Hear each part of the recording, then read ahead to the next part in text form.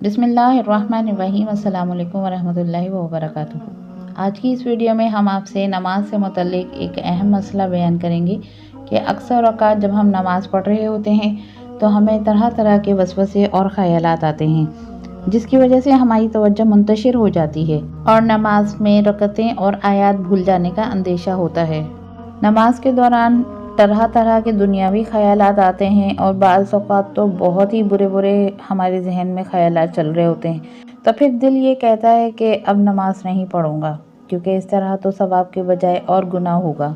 अगर आपको नमाज पढ़ते हुए बहुत सारे वसवसे और ख़यालात आते हैं तो एक हदीस का मफ़हूम आपको सुनाती हूँ। सहाबा इकराम रज़ी अल्लाह तआला अन्हा नबी सल्लल्लाहु अलैहि वसल्लम की खिदमत में हाजिर हुए और अर्ज़ की, या रसूलल्लाह सल्लल्लाहु अलैहि वसल्लम, जब हम नमाज़ पढ़ने के लिए खड़े होते हैं तो नमाज़ पढ़ने के दौरान हमें इस तरह के वसवसे आते हैं कि अगर हम उन्हें बयान कर दें या बता दें तो हमें कत्ल कर दिया जाए। तो नबी करीम सल्लल्लाहु अलैहि वसल्लम ने इरशाद फरमाया कि फिर आप लोग क्या करते हैं?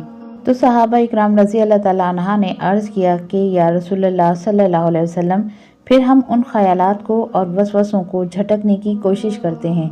तो नबी करीम सल्लल्लाहु अलैहि वसल्लम ने इरशाद फरमाया कि सहाबा, ये जो तुम झटकने की कोशिश करते हो, ये असल में तुम्हारे वाज़े ईमान की अलामत है, जो उन वसवसों के बीच में खड़ा हो जाता है। तो पता चला कि अगर आपको वसवसे आते हैं तो परेशान होने की ज़रूरत नहीं, आप उन ख़यालात और उन वसवसों को झटकने की कोशिश किया करें, ये भी एक वाज़े ईमान की अलामत है।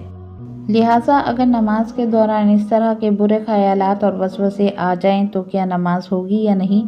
तो आपके मसाइल और उनके हल में लिखा है कि नमाज में जानबूझकर ऐसे ख़यालात का लाना बुरा है।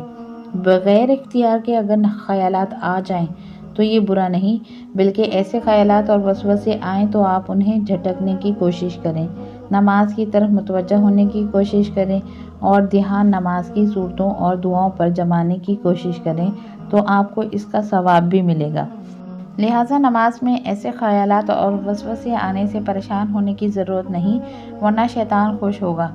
शैतान का दिल नहीं चाहता कि वो आपको नमाज पढ़ने दे। वो ये करेगा कि जब आप नमाज पढ़ेंगे आपकी नेकियां बढ़ेंगी, आप अल्लाह को राज़ी करेंगे, जन्नत के रास्ते पे चलेंगे, तो वो आपकी नमाज में आकर आपके दिमाग में वसवसे डालेगा, बुरे बुरे ख़यालात डालेगा कि आप नमाज पढ़ना छोड़ दें।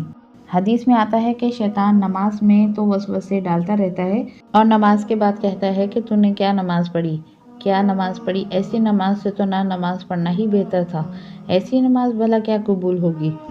अगर आप इन ख़यालात और वसवसों की वजह से नमाज़ पढ़ना छोड़ देते हैं तो शैतान कितना खुश होगा कि मेरे इन वसवसों की वजह से इस बंदे ने नमाज़ छोड़ दी, और वो यही चाहता है कि आप नमाज़ छोड़ दें। शैतान मरदूद ख़ुद तो अल्लाह ताला की रहमत से मायूस है, मुझे भी अल्लाह की रहमत से मायूस करके अपने साथ मिलाना चाहता है। हुज़ूर सल्लल्लाहु अलैहि वसल्लम ने फरमाया कि जब वो ऐसा वसवसा डालेगा तो उससे कह दिया करो कि मेरा मामला तेरे साथ नहीं, अल्लाह ताला के साथ है। जिस मालिक ने मुझे अपने दरबार में सर झुकाने की और सजदा करने की तौफीक दी है, वो अपनी रहमत से दिल झुकाने की भी तौफीक देगा और उसे कबूल भी फरमाएगा। अब रहा ये मसला कि ख़यालात, बुरे ख़यालात और वसवसे आने की वजह से नमाज होगी या नहीं, तो इसका जवाब ये है कि नमाज होगी और इंशाअल्लाह बिल्कुल सही होगी।